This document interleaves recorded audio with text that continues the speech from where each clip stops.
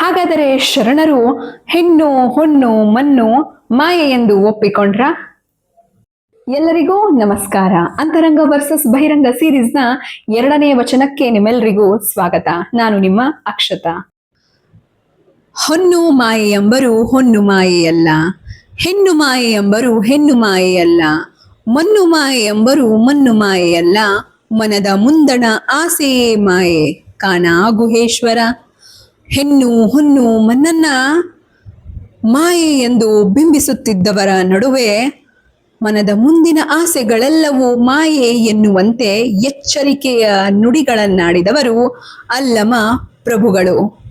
ಮಾಯೆ ಎಂದರೆ ಯಾವುದು ಅಲ್ಟಿಮೇಟ್ ಟ್ರುತ್ ಅಲ್ಲ, ಯಾವುದು ರಿಯಾಲಿಟಿಯಿಂದ ನಮ್ಮನ್ನ ದೂರ ಕರೆದುಕೊಂಡು ಹೋಗಲು ಸುಳ್ಳಿನ ಅಪಿಯರೆನ್ಸ್ ಅಲ್ಲಿ ಬರ್ತದೆಯೋ, ಅಥವಾ ನಾವು ಜೀವನದಲ್ಲಿ ಎಷ್ಟೇ ಪ್ರಯತ್ನ ಪಟ್ಟು ಚೇಸ್ ಮಾಡಿ ಅದನ್ನ ಪಡೆದುಕೊಂಡ್ರು ಮತ್ತೆ ನಮ್ಮ ಕೈ ತಪ್ಪಿ ಹೋಗುವಂತಹ ಫಿಯರ್ ಅನ್ನ ನಮ್ಮಲ್ಲಿ ಹುಟ್ಟಾಕತ್ತೆ, ಅದರ ಕುರಿತಾದಂತಹ ಕ್ರೇವಿಂಗ್ನೆಸ್ ಅನ್ನ, ಕ್ಯೂರಿಯಾಸಿಟಿಯನ್ನ ಕಾಯ್ದುಕೊಳ್ಳುತ್ತೋ ಅದೆಲ್ಲವೂ ಮಾಯೆ.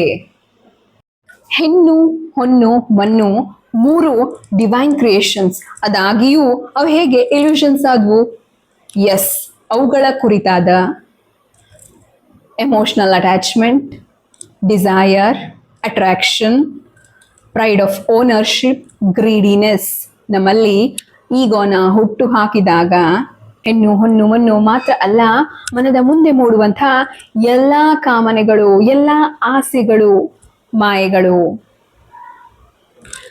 ಎಲ್ಲವೂ ಹೆಣ್ಣು ಹೊನ್ನು ಮಣ್ಣು ಸಮೇತ ಎಲ್ಲ ಥಿಂಗ್ಸ್ಗಳು ನಮ್ಮ ಲೈಫನ್ನ ಲೀಡ್ ಮಾಡಲಿಕ್ಕೆ ಬೇಕಾಗಿದ್ರು ಅವೆಲ್ಲ ಯಾವಾಗ ನಮ್ಮ ಮೇಲೆ ಸುಪ್ರೀಂ ಎನರ್ಜಿ ಆಗಿ ನಮ್ಮನ್ನ ಆಳ್ಲಿಕ್ಕೆ ಸ್ಟಾರ್ಟ್ ಮಾಡುತ್ತೋ ಆವಾಗ ಅದು ಮಾಯೆ ಆಗತ್ತೆ.